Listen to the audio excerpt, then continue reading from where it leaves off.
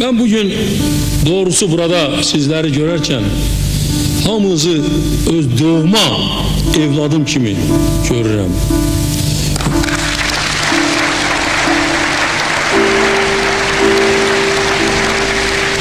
O iller, bunu ben bir defa demişim, o iller sizlerin her il o kabul olunanların siyasından büyük bir kitap düzeldirdiler. Bir neçe egzemplar. O kitaptan birini de getirip verirdiler bana.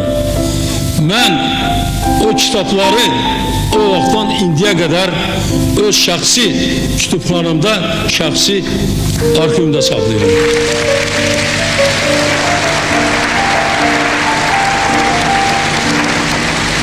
Çünkü bu iş benim için o kadar o vaxt aziz olubdur ki, bazen hatta o işlemediğim zaman Moskvada yaşayarken darıxırdım çok.